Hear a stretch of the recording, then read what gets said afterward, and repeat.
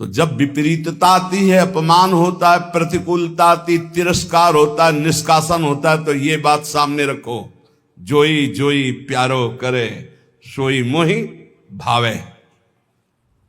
फिर जब आप ये सामने रखोगे तो तुम्हारे सामने का दृश्य बदल जाएगा।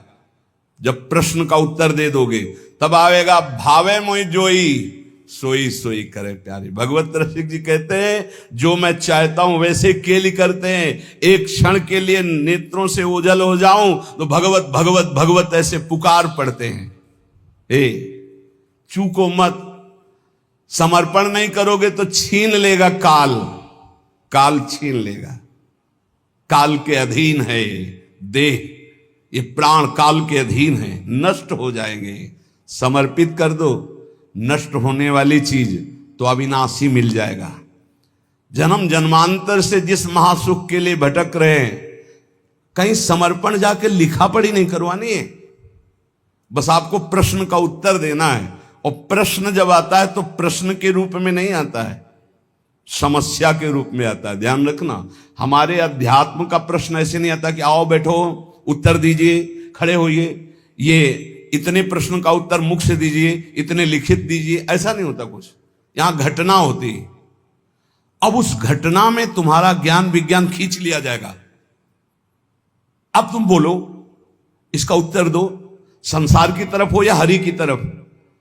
और अगर उस समय नारद जी की तरह, जैसे नारद जी का सब कुछ अपहरण हो गया, तभी उनको वो राजकुमारी प्यारी लगी, उस समय भी वो सोचते हैं कि हरि के समान हित करने वाला मेरा कोई नहीं। और एकांत में हरि की शरण में होके कहते हैं जेहि विधि होए नाथ हित मुरा करहु सुबेगी दास में तोरा। बलिहारी है, आचार्य हैं भक्ति के, प्रचंड माया की स्थिति में वो कह रहे हैं जेहि विधि होए नाथ हित मोरा करहु सुबेगी। क्या बिगड़ा, कुछ नहीं। तिरस्कार, अपमान, निष्कासन, नाना प्रकार की विपरीत परिस्थितियां, उस समय तुम किस पक्ष में हो? इष्ट और गुरु के पक्ष में हो या स्वजन संबंधी व्यवस्था, बैंक बैलेंस, अपनी संपत्ति, अपनी नौकरी, अपना वैभव, क्या किधर हो? ये उत्तर है, उत्तर। और एक सेकंड में कॉपी जांच ली जाती है। आपका उत्तर आया तो उसी क्लास में रहोगे, क्लास से तो नीचे नहीं जाओगे, नामे भक्ता प्रणश्यति, पर ऊपर भी नहीं उठ पाओगे। अभी फिर पढ़ो, फिर आएगी समस्या रूपी प्रश्न। इस मार्ग में प्रश्न के दो स्वरूप हैं, एक भयंकर लुभावना सुहावना, दो भयंकर, एक प्रश्न, एक लुभावना और सुहावना। इतना सुखद जो कभी सोचा था कल्पना में, वो भोगने को मिलेगा। अब उस समय प्रश्न है, वो भोगोगे या प्रभु? अगर आपको है नहीं नहीं नाथ बचाओ बचाओ, प्रभु करुणा में, नहीं नहीं मैं फिसल सकता हूं, प्रभु मुझे बचाओ, तो सच्ची मानिए दृश्य ही गायब हो जाएगा, वो दृश्य ही ले रहेगा लुभावना, वहां हरि मिलेगी पक्का। करऊं सदा तिनके रखवारी जिमि बालक राखे महतारी। पर हमें लगता है एकांत समय है और भगवान की इच्छा से ही ये सब सुख सामग्री आई, भोगो भाई। सुख सामग्री स्वीकृति, भगवान की स्वीकृति नहीं की तो गए। लुभावना सुहावना प्रश्न और भयंकर प्रश्न, ये दो जीवन में आते हैं। हाथ जोड़कर प्रार्थना है, सौदा बहुत सस्ता है भगवत प्राप्ति का, बस तुमको केवल उत्तर देना है।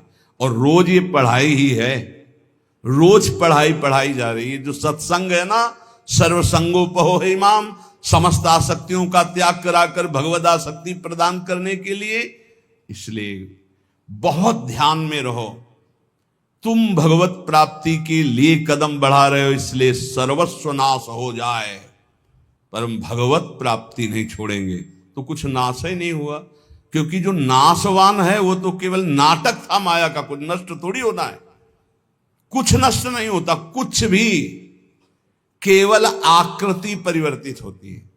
आग आग में, जल जल में, पृथ्वी पृथ्वी में, वायु वायु में, आकाश आकाश में। भगवान का अंश भगवान स्वरूप है। क्या नष्ट हुआ? कुछ नहीं। आपका परम मंगल हो जाएगा यदि आप प्रभु के पक्ष में रहेंगे। उपासक जीवन भर कदम अपने प्रभु के पाले में रखे, उस पाले में न रख दे, पर चूक हो जाती है। अगर आप प्रभु के पाले से कदम न हटाएं तो आपके लिए प्रभु सब कुछ बनने के लिए तैयार है। सच्ची मान लेना, हमारी बात को हृदय से समझ लीजिए। आपको लग रहा है यदि मैं संसार के पक्ष में नहीं हुआ तो नष्ट हो जाऊंगा, और हम कह रहे हैं अगर प्रभु के पक्ष में हो गए तो तुम्हारा संसार भी शाश्वत हो जाएगा, तुमको संसार में भी गोविंद ही नजर आएगा, वही शाश्वत सच्चिदानंद। जैसे रस्सी में सांप भास रहा है तो ना पहले सांप था, ना मध्य में सांप है, ना आखिरी में सांप रहेगा। सांप की जो भावना बनी वो मूल रस्सी में बनी। ऐसे ही ब्रह्म में ही ये संसार है, रस्सी में ही सांप भास रहा है। ऐसे ही श्री कृष्ण में ही ये नानात्व भास रहा है। मत्ता परतरम नान्यत किंचित अस्ति धनंजय, मेरे सिवा हे अर्जुन कुछ नहीं है। ना पहले कुछ था, ना अब कुछ है, ना आगे कुछ है। तो पाला में पैर रख श्री कृष्ण के, मैं आपके पक्ष में हूं। ये बिल्कुल सत्य समझ लीजिए। कभी भी प्रश्न आ सकता है, दिन रात कभी भी आ सकता है। आपको एक बात केवल पकड़नी, हमारा पक्ष प्रभु से है। सब कुछ नष्ट हो जाए, प्रभु को नहीं छोड़ सकते। हम कैसे भी हैं, कुछ नष्ट नहीं होगा, स्वयं प्रभु ही सब कुछ बने है, पक्का विश्वास। हमारी चूक हो जाती है भगवान को छोड़कर और मायाकृत वस्तु व्यक्ति स्थान का आश्रय ले लेते, बहुत दूर हो जाते हैं इष्ट और गुरु से। प्यारी जू और प्यारे जू परस्पर एक ही तत्व है। आचार्य चरण इस पद की रचना करके एक रुचि, एक दृष्टि, एक प्राण, एक स्वभाव वाले युगल किशोर की आंतरिक भावना का वर्णन कर रहे हैं। और हमारे भाव में शरणागति के सिद्धांत की चरम सीमा, सिद्धांत का भी वर्णन, चरम सीमा जो अंदर भाव दिए अभी जिसकी चर्चा हुई, और प्रेम का। हमारे प्यारी जू प्यारे जू बोले, प्रीतम किशोरी गोरी रसिक रंगीली जोरी, प्रेम ही के रंग बोरी, शोभा कही जात है। प्यारी जू और प्यारे जू कहने को केवल दो हैं, ये एक ही है। इनकी ऐसी शोभा है कि ध्रुवदास जी कहते हैं कि हमारी वाणी की सामर्थ्य नहीं कि मैं इनकी शोभा का वर्णन कर सकूं। युगल सरकार ऐसे अतुलनीय आनंददाता, ऐसा अद्भुत असीम सौंदर्य, कह रहे प्रेम के ही रंग में डूबी हुई ये जुगल सरकार की प्रीतम और गोरी किशोरी की जोरी। वाणी की सामर्थ्य नहीं कि मैं इनकी शोभा, इनकी महिमा, इनके प्रेम का वर्णन कर सकूं। एक प्राण, एक वैस, एक ही स्वभाव चाओ, एक बात दूनी के मन ही सुहात है। एक कुंज, एक सेज, एक पट ओढ़े बैठे, एक एक बीरी दो खंडी खंडी खात हैं। एक रस एक प्राण, एक दृष्टि हित ध्रुव, हेरी हेरी बढ़े चौप, क्यों ना आघात है। प्रीतम किशोरी गोरी, ये रसिक रंगीली जोरी, प्रेम ही के रंग बोरी, शोभा कही जात है। हमारी प्यारी जू एक प्राण, एक ही अवस्था, एक ही स्वभाव, एक ही भाव चाव, एक ही बात, दोनों के मन में एक ही बात आती। ऐसे हमारे युगल सरकार की जो सहज करुणामयी स्वामिनी की कृपा से लीला स्थली का आश्रय और उपासना मिली, अब हमको चूकना नहीं है। किसी से हम कह रहे थे भाई कुछ भी हो श्री जी को मत छोड़ना, श्री जी को छोड़ दिया तो फिर ये अथाह समुद्र है, तुम निकल नहीं पाओगे। और अंदर से श्री जी को पकड़े रहे तो समुद्र ही नहीं रहेगा, सूखा ही जाएगा। बड़ी करुणामयी श्री जी। श्रीपाद प्रबोधानंद जी महाराज कह रहे, सर्व दुख दशा घोरावरम वृंदावनेस्तु में, प्राकृता अप्राकृता शेष विभूतिरपि नान्यतः। दोनों बातें आ गई। प्राकृत अपराकृत कितना भी मुझे लुभायमान किया जाए, मैं कभी प्रिया प्रीतम और वृंदावन को नहीं छोड़ सकता। वही बात आ गई। और सर्व दुखा दशा घोरा, दे दो सारे दुख तुम्हारी सृष्टि में जितने हो। ये भजन बल है, भजन बल। श्री जी का नाम जब जितना करोगे तो तुम भी गर्जना करने दो और दुख दो, पूरी सृष्टि का दुख हमें दे दो, सबको सुखी कर दो। दंत देव जी, प्रभु मुझे इतनी सामर्थ्य दो कि सबके हृदयों में बैठकर दुख मैं भोगूं और सब सुखी हो जाए। ये भगवान के भक्त का विशाल हृदय। सर्व दुख दशा घोरा, प्रभु सब दशाएं दुख की हमें दे दो, पर ना हम आपका चिंतन छोड़ने वाले और ना आपका आश्रय छोड़ने। ये फिसड्डी नहीं होते भगवान के भक्त। आजकल भक्ति जानते हो कैसे होती है? ऐसे पैर रखा जाता भक्ति मार्ग में, आंच ना लगे, अगर आंच लगी तो हटा लिया। ऐसे कभी कोई परमार्थ में नहीं चलता। नारायण अति कठिन हरि मिलन की बाट, या में पग पीछे धरे प्रथम शीश दे काट। ये वीरों का मार्ग है, कायरों का नहीं। इसलिए हिम्मत पक्की। तलवार गले तक आएगी, हार बन जाएगी, वार नहीं कर पाएगी। तलवार और हमारे गले के बीच में नाम है, विश्वास करो, विश्वास। दुखों से डरा कर माया आपको हटा देगी या भुलावे में फंसा कर हटा देगी। तो इस श्लोक में दोनों बातें कह रहे हैं श्रीपाद कि सर्व दुख दशा घोरा, दे दो जितने दुख चाहो, या प्राकृता अप्राकृता शेषा विभूतिरपि नान्यतः। प्राकृत अपाकृत समस्त ऐश्वर्य, देखो हमें लुभाकर नहीं लुभायमान होंगे। चाहे दुख दे दो, चाहे भोग सामग्री दे दो, दोनों से मैं आपको भूलने वाला नहीं। आपका आश्रय, आपका चिंतन। कुरुवत्यापि महारौद्रम उपद्रवम अनुक्षणम। ये देखो, ये पढ़ाई है, पढ़ लो, फेल नहीं होगे। प्रभु भेजो, ऐसे उपद्रवी को भेजो जो रुद्र रूप रख करके हमारा अपमान करे, हमारी पिटाई करे, हमें गाली दे। कुरुवत्यापि महारौद्र मुपद्रव मनुक्षणम। आप कहोगे काहे को झगड़ा विपत्ति मोल ले रहे हो? नहीं नहीं, पढ़ाकू जो होता है वो चाहता है कि हमसे कोई प्रश्न करे और मैं उसका उत्तर दूं।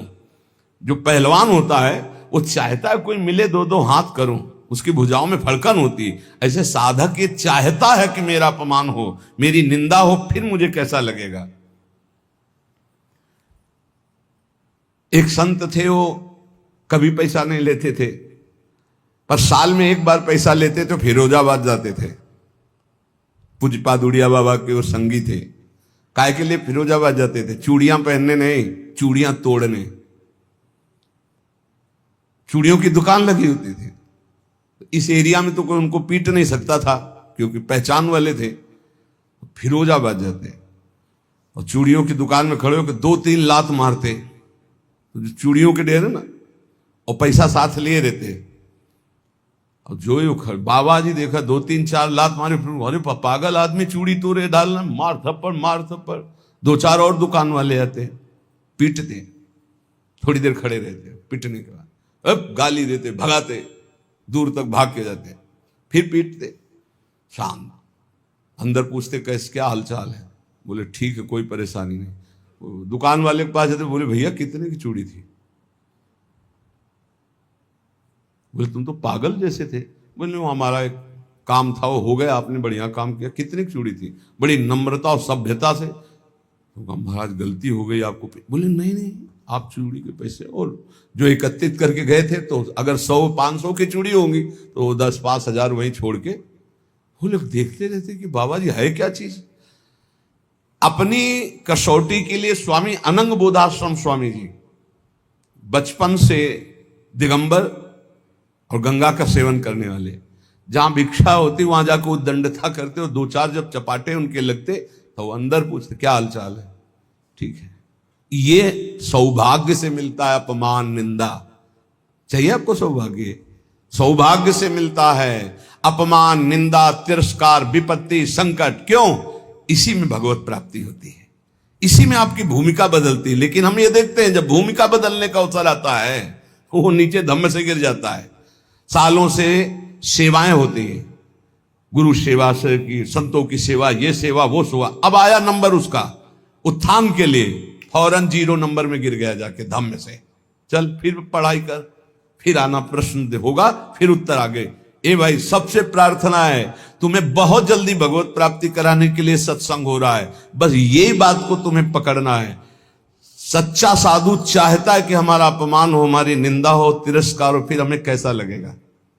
अगर बुरा लगता है तो हमारी साधना बहुत कमजोर है, अगर मुस्कुरा के निकल जाते तो बहुत अच्छा। कह रहे कुर्वत्यापि महारौद्रम उपद्रव मनुक्षणम, प्रति क्षण हमारे साथ उपद्रव हो, और कैसा महारौद्र रूप घोर, फिर भी भक्तिर वृंदाटवी सत्वे तत्वे क्षाता सदास्तु तुम्हें, मैं तत्व का चिंतन करते हुए कभी भी अपनी भक्ति को बाधित नहीं होने दूंगा। तत्व क्या? सर्वान्वस्त्र तया निरिक्त। तुम ही तो पीटने आए हो प्यारे, पीट लो। तुम ही गाली देने आए तो बिका हुआ आपका हूं, दे दो ना गाली। तुम ही अपमान कर रहे हो तो आपका समर्पित तन मन प्राण है। उत्तर सही तो आपका जो स्थिति है वो आगे वाले क्लास में पहुंच गई। यहां क्लास में नहीं जाना चाहते, यहां तो स्कूल से भागने के लिए हर समय पार्टी बस्ता लिए तैयार हैं। बस तुम कहो कि हम भागे माया में, सुख में जाएंगे हम। कोई पढ़ाकू चाहता है हमारे प्रश्न का उत्तर हो। सच्ची मानिए, आप भक्ति करोगे आपके जीवन में प्रश्न ही आएंगे, और यही प्रश्न जो रोज पढ़ाए जा रहे हैं। बिना ऐसा नहीं कि कक्षा 4 वाले को 10-12 का वाले क्लास का प्रश्न किया जाए, नहीं, रोज ये सत्संग पढ़ाया जा रहा है। आप कुछ नहीं है, ये स्वप्न है, एक दीर्घ स्वप्न है, बड़ा स्वप्न है। बढ़िया दुल्हन, बढ़िया लड़का बच्चा, बढ़िया मकान, फूले घूम रहे, मारा चाटा काल नहीं, खत्म, न दुल्हन न लड़का न बच्चा। अब चल आया था भगवत प्राप्ति के लिए, फंस कर फिर जीवन नष्ट कर दिया। तो क्या करें, बाबा जी बन जाए तुम्हारी तरह? नहीं नहीं, हम नहीं कहते। उन्हीं में भगवत भावना करके सत्व भाव से भगवान को समर्पित हुई। सत्व का मतलब होता है सात्विक निर्मल अंतःकरण, भगवान को समर्पित चित्त से एक एक श्वास भजन करते हुए, अपना कोई संबंध किसी से न मानते हुए, अपना संबंध भगवत भाव से रखते हुए, नाते नेह राम के मनियत सुहृद सुसेव्य जहान हो, आनंद की अनुभूति हो जाएगी। श्री राधा माधव के चरणारविंद के आश्रित को ऐसी स्थिति प्राप्त होती, कोई दुख शोक भय चिंता स्पर्श नहीं कर सकता।